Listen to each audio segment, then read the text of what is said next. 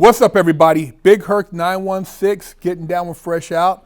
I'm here with my man Avi, man. We kicking some game, chopping it up about some really serious shit. You guys are always asking me to keep the channel laced up, and I keep bringing you the dopest content, man. That's right. So hit that like button, hit the subscribe button, share the channel, button, man. y'all. Represent, man. That's right. Avi, Support your local artists, yo. Hey, you know it, man. Prison stories, man. I know you got some crazy ones. Come on now. Because you've been in the game really deep, man. And a lot of people, you know, they be on these channels, these other podcasts, talking this high-powered shit like it's something to be glorified. But over here, we try to, we want to lace the youth up so they don't want to follow in the footsteps, man. Right. What's something that you know, I know you've seen some really deep shit, bro, that it brings back some crazy memories, man. Oh man, where do I start? This is triple OG Avi Deano Shalem. I've literally got a worldwide hood pass. I am old school to the max, okay? I don't deal with sex offenders. I don't deal with rapists. I don't deal with snitches, first of all, okay? My career as a political prisoner and other stuff. I've been guilty of other stuff. But as a political prisoner first, I caught an FBI file which has followed me since I was 13 years old. Everything I say is out there. Do your research. There's no bullshitting here on this show, okay? We vet everybody. Anyway, I caught a record. Again, as I've said, I'm a true revolutionary. George Jackson, Soledad Brothers, people. Read Soledad Brothers. You will not back up rapists and people who hide behind women's skirts, okay, calling Hamas freedom fighters if you read Soledad Brothers. Anyway, when I was 13 years old in New York City, I got arrested numerous times for blocking the Russian embassy, for breaking windows at the Russian national airline, for general mayhem. Why? Because at that time in the Soviet Union, it was communist then. It wasn't the Russia that you know now. There was no Putin, okay? There were what you call refuseniks. Refuseniks were Soviet Jews who refused to back down. They wanted to leave that shithole country and go home to Israel.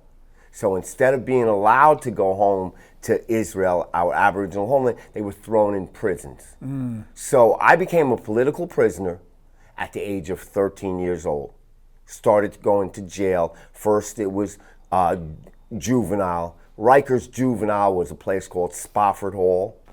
Man, that was gladiator school for real. You know, I don't know if y'all, some of the craziest things I've ever noticed is to see a tall, good-looking 17-year-old, 18-year-old man with what we call a smiley or a buck 50, buck okay? 50. Which was started on Rikers Island, okay? Literally a smiley face. Or why a buck 50? Because it's going to take 150 stitches and your face is never going to heal properly. It always bubbles up. You can get plastic surgery. Why? Because they keep a razor blade under their tongue. A lot of times it's dipped in feces or urine. That's crazy. Like that. Razor right. blade. So at first it started if you had done, you know, the locals wrong. Okay. Then it became a gang initiation thing after a minute. But it's basically a way to take your opponent down so he's never going to forget you. See what I'm saying? So yeah, man. I'd say that was something because, you know. Now going back to the juvenile thing, I tell people, because I've been to Juvenile Hall, I've been to the Boys Ranch, I've been to CYA, fire camp, and I tell people, man, when you talk about like young men and, you know, just no supervision and just wild. I mean, Juvenile Hall, when I was in there, you had to build a bench. You had to build a bench of like 225, 250 for reps. I mean, could literally straight like that. I've seen big dudes, up. You I mean, at 13, 14, you had to be about 100 push. I mean, you had to be a hog. That's right. I've seen dudes in the shower get knocked out butt naked. Straight like that. I've seen dudes get their ass slapped in the shower. Straight like that. I've seen a dude get peed on in the shower.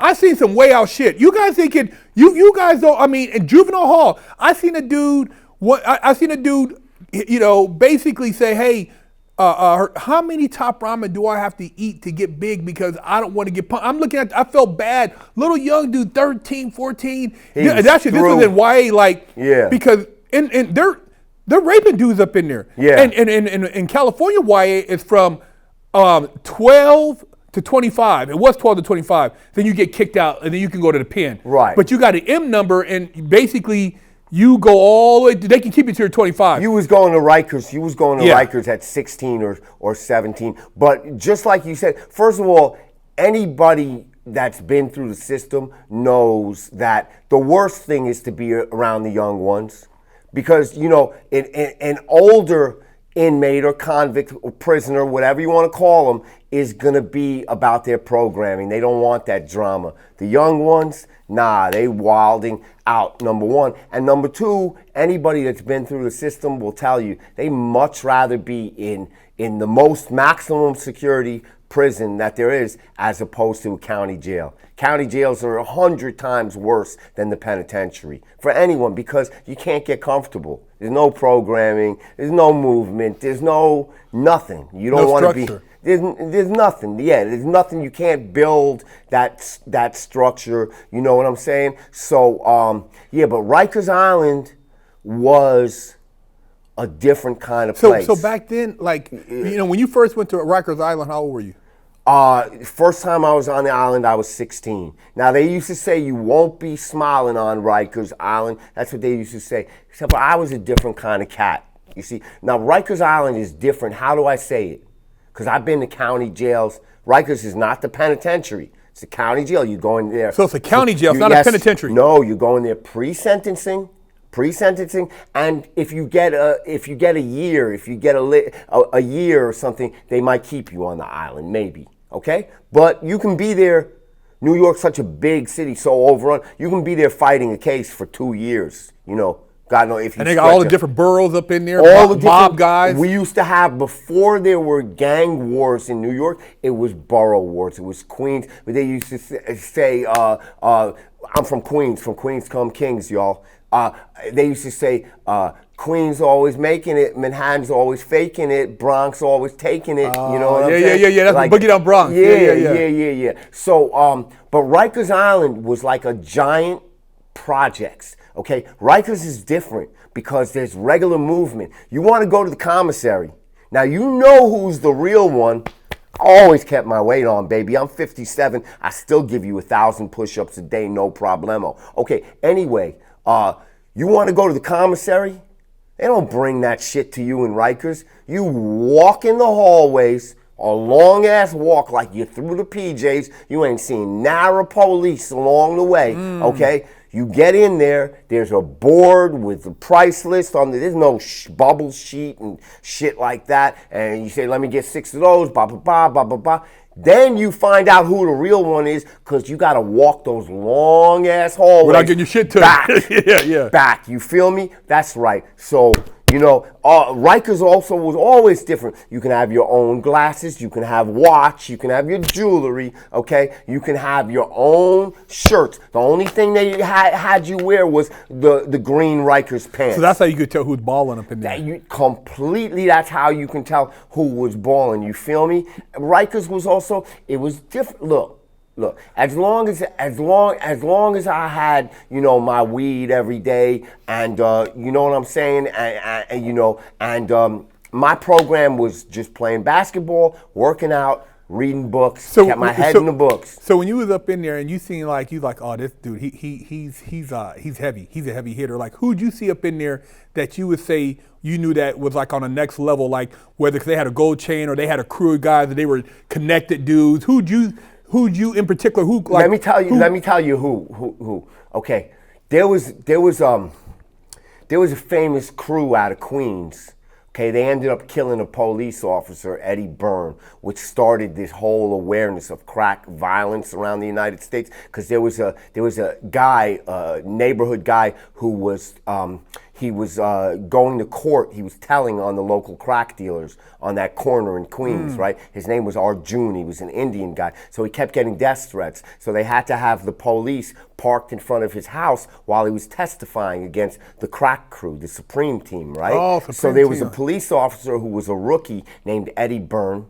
And, you know, it'd been days or weeks, and it was boring. He's sitting in his car. He fell asleep. And the Supreme Team walked over to him and shot him in the head and killed him. It started a big thing. So anyway, long story short, Supreme Team, Kenneth Supreme McGriff, you know, the real one, a giant level gangster up there with Freeway and all of them, an early version of Freeway out of LA, let's say, okay? So long story short, there was a Russian cat that used to come to Rikers Island once a year. Russian gangster out of Brighton Beach, Brooklyn.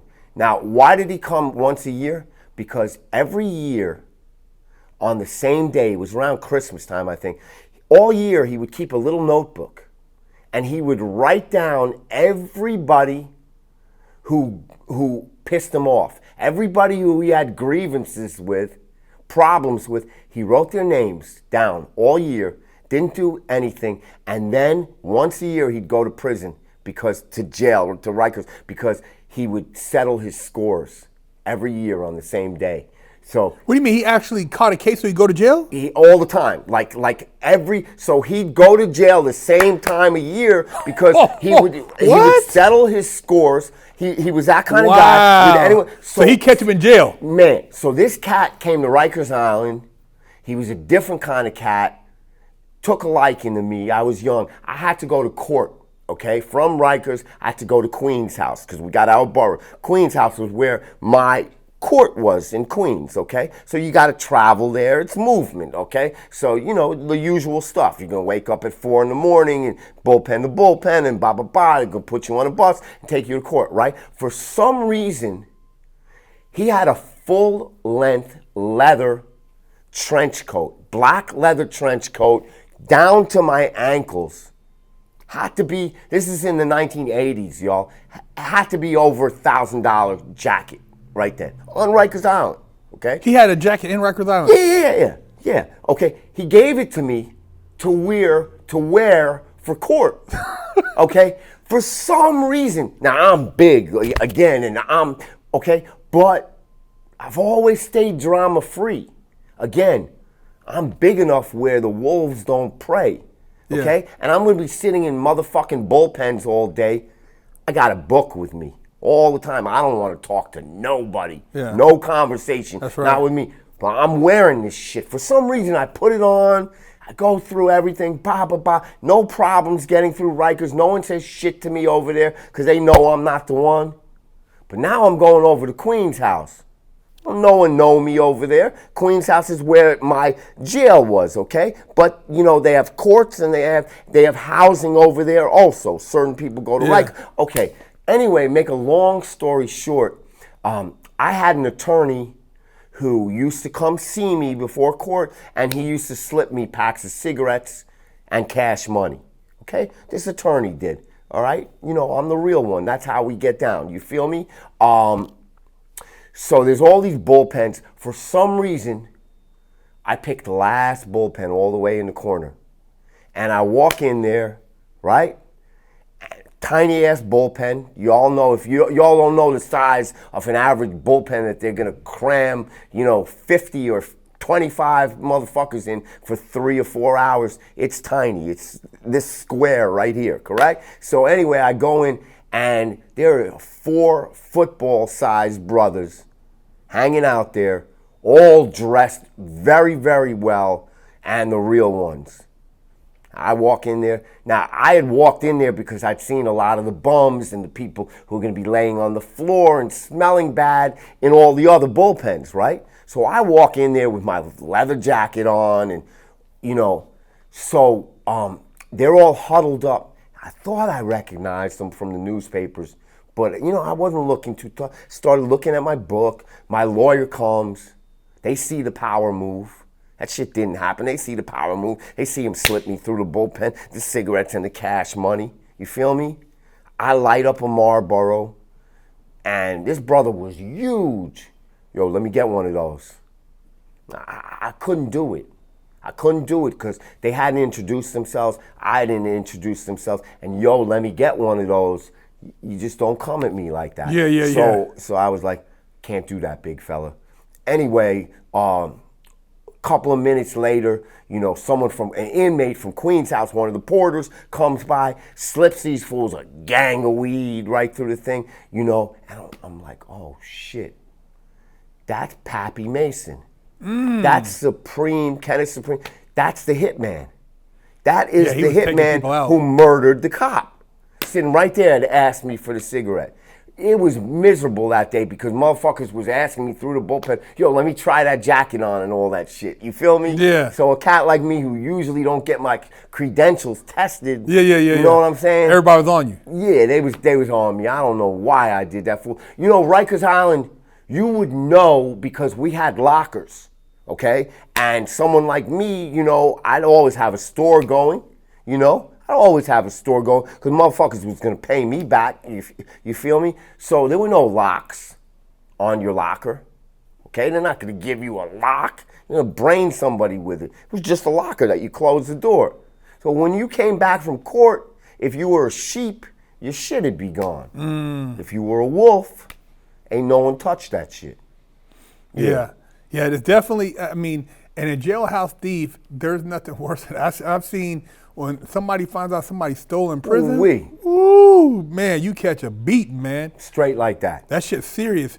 So, out of all the spots you've been locked up at, which one would you say was one of the most horrific in terms of just how you seen people get treated? How I seen people get treated will not be the penitentiary, will be Men's Central Jail in Los Angeles. The county. How I see people LA County, no joke, huh? I mean, it's just, it's horrific. It's horrific. Now, luckily, I've got. So what is it called? Wayside. People don't understand. It ain't no joke. Wayside. LA is like a whole nother level. Oh my God, they put you in their version of straitjackets in a second. You open your mouth too much, they're putting you in a straitjacket, way down straitjacket, and you sitting there like that, all hammed up and shit. And they talking dirty to you the whole time, So I learned, man, we're going to get into that because I think I'm the only reverse racism, reverse profiling, because I actually fought a life without parole case for being a 6'2" black male. I'm 5'10" and pale complexion, but we'll get into that. I got some stories for you. Hey, and there you have it, Big Herc 916 getting that one fresh out in Avi.